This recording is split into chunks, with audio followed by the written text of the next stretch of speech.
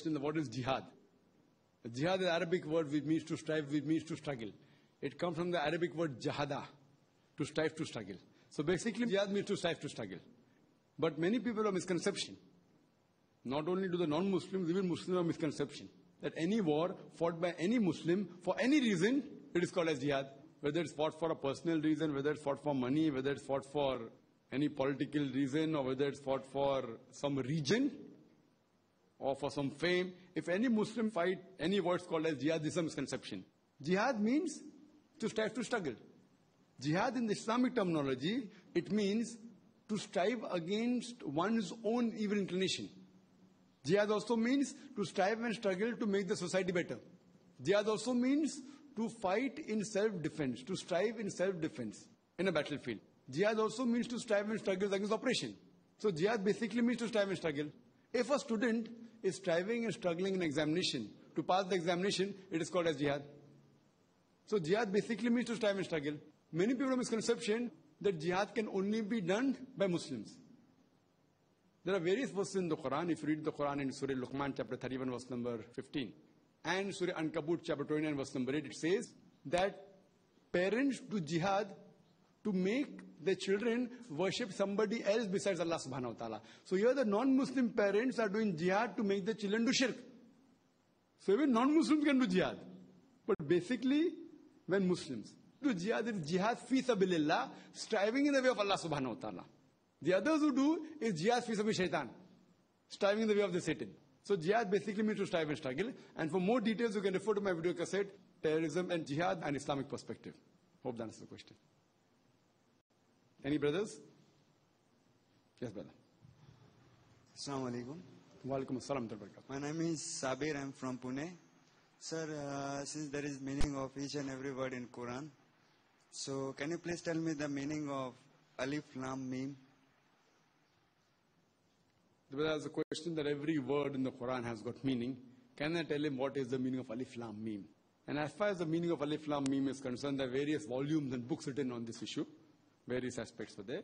Many people wrote and many people give various options that Alif Lam Mim can be initials of Allah subhanahu wa ta'ala, the signs of Allah subhanahu wa ta'ala, they can be praises, and various things have been said about this. And detail I've spoken in my video cassette, Al-Quran, should it be left understanding? And some people say it has no meaning, cannot be disclosed, etc. Various books have been written, but there's no direct verse in the Quran talking about a hadith, but indirect there are, which I'll just tell you. The one that I feel is the best, which I agree to, is that it's a challenge of Allah subhanahu wa ta'ala. This Alif Lam Mim letters of Arabic, where some have got one only, like Noon, Qaf, some have got two, Ha Mim, some have got three Alif Lam Mim, some have got four, some have got five, various. There are about 29 surahs of Allah subhanahu wa ta'ala, which have the starting. They are called as Muqattadat letters, means the letters. Here, if we analyze what I believe, one of the best reasoning for this is that, for example, this Quran, when it was revealed, Allah gives a challenge in various places in the Quran. First, Allah gives a challenge that can you produce a work like the Quran? In Surah Isra chapter 17 verse number 88. And other places, that can you produce 10 surahs like the Quran? In Surah chapter number 11 verse number 13, Allah further says that can you produce a single surah like the Quran? Surah Yunus chapter 10 verse 38, that can you produce a single surah like the Quran? Then further it says in the Quran, in Surah Baqarah, chapter number 2, verse number 23 and 24, it says that وَإِن كُنْتُمْ فِي رَيْبٍ مِّمَّا نَزَّلْنَا عَلَىٰ عَبْدِنَا فَأْتُوا بِسُورَةٍ مِّن مِّثْلِهِ. And those who are in doubt of what we have revealed to our servant from time to time, produce a surah somewhat similar to it. وَدُوا شُهَدَاءَكُم مِّن اللَّهِ إِن كُنتُمْ صَادِقِينَ. And call forth your helpers and witnesses, if there are any besides Allah, but if your doubts are true. But if you cannot, walan tafalu. And if you cannot, then be prepared for the fire whose fuel shall burn and stone. Giving a challenge that can you produce a like of the Quran? That's the first challenge. Then it makes it easier. Can you produce 10 surahs like the Quran? Can you produce one surah? Then can you produce one surah somewhat similar? Mim misli.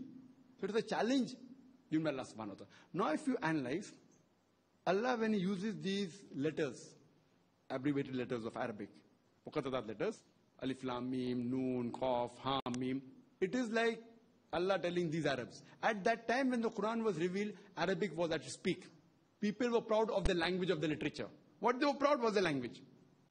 And they were the best of poets of Arab at that time, in Arabic language. So Allah says, Alif, Lam, Mim, A, B, C, D, like you say, this is your language. So Alif, Lam, Mim, this is your language, Arabic. With your language, I have produced the Quran. I challenge you to produce one surah somewhat similar. So it's a miracle, Allah is saying.